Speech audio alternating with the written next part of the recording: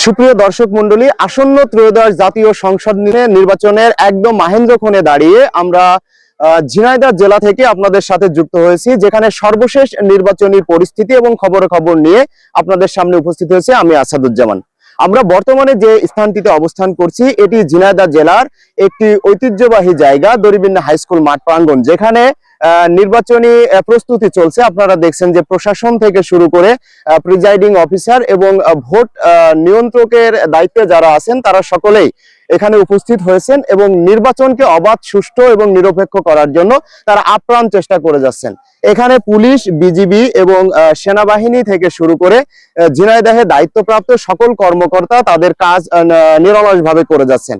আমরা ঝিনাইদহ জেলা থেকে আপনাদের সাথে যুক্ত হয়েছি, যেখানে সর্বশেষ নির্বাচনী খবর আমরা আপনাদেরকে জানানোর চেষ্টা করছি।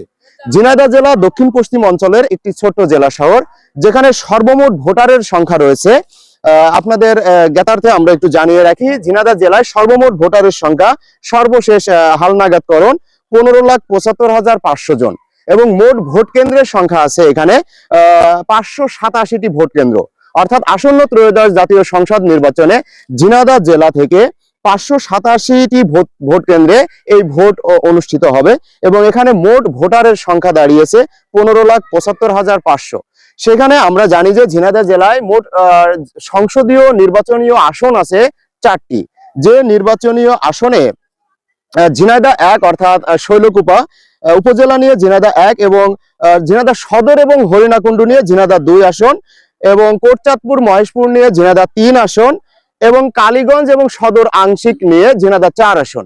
এই 4টি সংসদীয় আসনে জনমত জরিপ এবং আসন্ন ত্রয়োদশ জাতীয় সংসদ নির্বাচন আগামীকাল অর্থাৎ 12 তারিখ, তারই পূর্বে আমরা আপনাদেরকে জানানোর চেষ্টা করছি সর্বশেষ পরিস্থিতি এবং ভোটারদের ভিত্তিতে কোন প্রার্থী কিংবা কোন দল এখানে এগিয়ে আছে। আমরা প্রথমেই ঝিনাইদহ 1 অর্থাৎ শৈলকুপা নিয়ে আপনাদের সাথে কথা বলার চেষ্টা করছি, যেখানে ঝিনাইদহ 1-এ যে হেভিওয়েট কয়েকজন ক্যান্ডিডেট আছেন তার মধ্যে এখানে দ্বিমুখী আমরা দেখছি যে নির্বাচনী প্রতিদ্বন্দ্বিতা হচ্ছে। একদিকে রয়েছেন অর্থাৎ অন্তর্বর্তীকালীন সরকারের সাবেক অ্যাটর্নি জেনারেল মোহাম্মদ আসাদুজ্জামান এবং তার বিপরীতে এখানে প্রতিদ্বন্দ্বিতা করছেন জামাতের পক্ষ থেকে দাড়িপাল্লা প্রতীক নিয়ে SM মতিউর রহমান। এই দুই ক্যান্ডিডেটের মধ্যে এখানে তুমুল প্রতিদ্বন্দ্বিতা চললেও এখানে এগিয়ে আছেন ধানের শীষের প্রার্থী, বিএনপি মনোনীত প্রার্থী আসাদুজ্জামান আসাদ। যেখানে শৈলকুপা অর্থাৎ ঝিনাইদহ 1 আসনে 70,000 হিন্দু ভোট রয়েছে। এই 70,000 হিন্দু ভোট হয়ে উঠেছে ঝিনাইদহ 1 অর্থাৎ শৈলকুপা আসনের মূল নির্বাচনী যে আমরা বলতে পারি যে গেম চেঞ্জ হিসেবে এখানে এই 70,000 হিন্দু ভোট ব্যবহৃত হচ্ছে। যে হিন্দু ভোটে এগিয়ে আছেন বিএনপি প্রার্থী, বিএনপি মনোনীত প্রার্থী অর্থাৎ অন্তর্বর্তীকালীন সরকারের সাবেক অ্যাটর্নি জেনারেল আসাদুজ্জামান আসাদ। সেক্ষেত্রে ঝিনাইদহ 1-এর জনমত জরিপ শেষে আমরা এই কথা বলতে পারছি যে ঝিনাইদহ 1-এ এখানে বিএনপি জনমত তাদের মতামতের ভিত্তিতে এবং ভোটারদের তথ্য যতটুকু আমরা পেয়েছি সেখানে ধানের শীষের প্রার্থী আসাদুজ্জামান তিনি অনেক এগিয়ে আছেন বলে দাবি করছেন স্থানীয় জনগণ। এখানে তার ভোটের সংখ্যা যে আমরা যে একটা সমীকরণ পেয়েছি অনুপাতে তিনি প্রায় 80% ভোট পেয়ে এখানে এগিয়ে আছেন বর্তমান পরিস্থিতিতে। কিন্তু মূল যে কি ঘটবে এটা দেখা যাবে আগামীকাল। ঝিনাইদহ 2 আসন, যেটিকে বলা হয় বিএনপির ঘাঁটি, এখানে সাবেক এমপি ছিলেন প্রয়াত মশিউর রহমান এমপি, যিনি টানা 3 বার জাতীয় সংসদ সদস্য ছিলেন। এই আসনটিকে বলা হয় বিএনপির ঘাঁটি। আর ঝিনাইদহ 2 আসনে প্রতিদ্বন্দ্বিতা করছে ধানের শীষের মনোনয়ন পেয়েছে অর্থাৎ ধানের শীষের কাণ্ডারি বিএনপি মনোনীত প্রার্থী ঝিনাইদহ জেলা বিএনপির সভাপতি অ্যাডভোকেট MM মজিদ।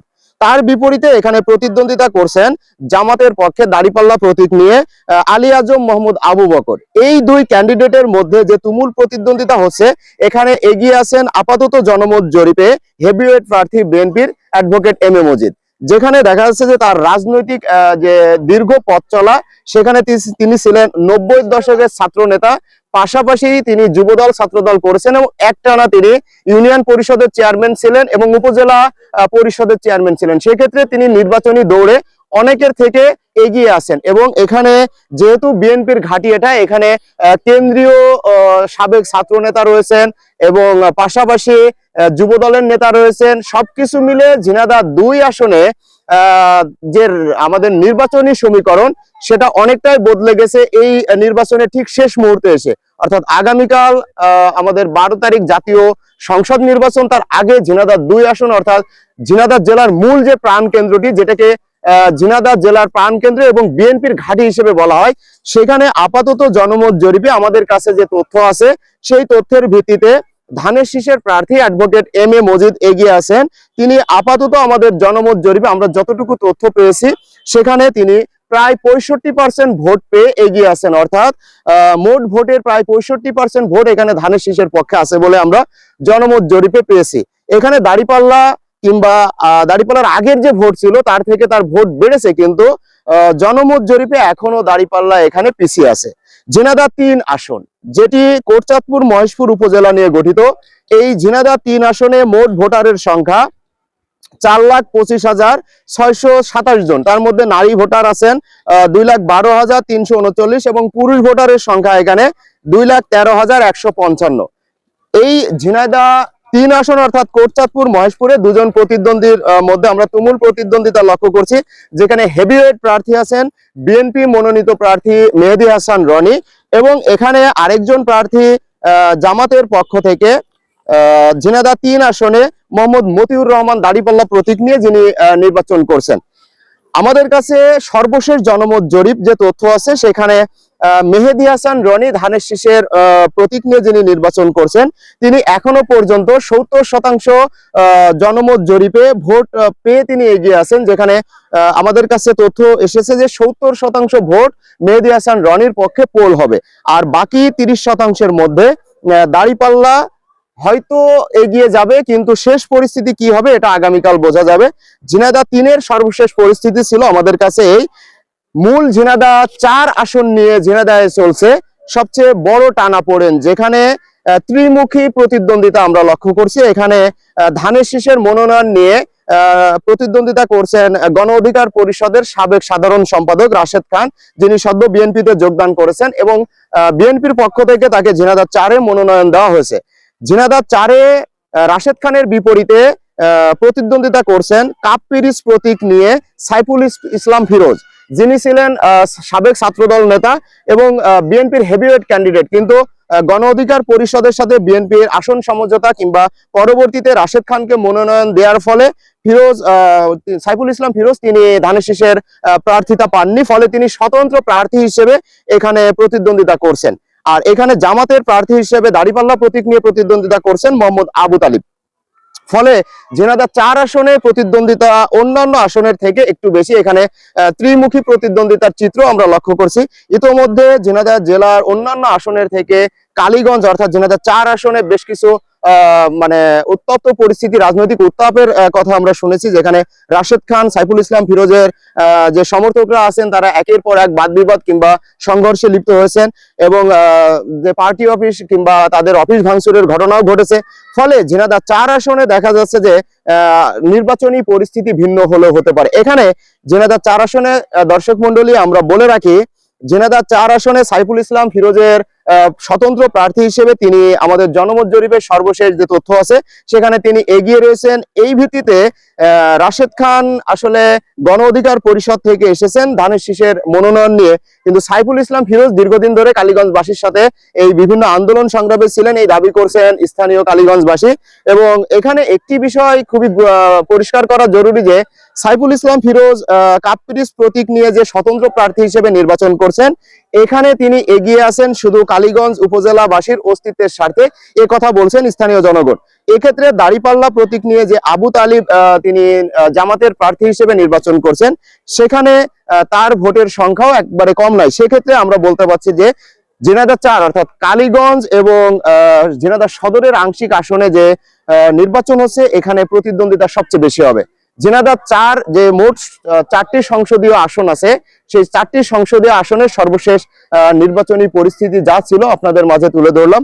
আর আমরা এখন যে স্থানটিতে দাঁড়িয়ে আছি এটি হলো ঝিনাইদহ 2-এর অর্থাৎ হরিণাকুণ্ড উপজেলার দড়িবিন্নি হাই স্কুল মাঠ প্রাঙ্গণ, যেখানে একটি নির্বাচনী কেন্দ্রকে আপনারা দেখছেন যে নির্বাচনের জন্য প্রস্তুত করা হচ্ছে।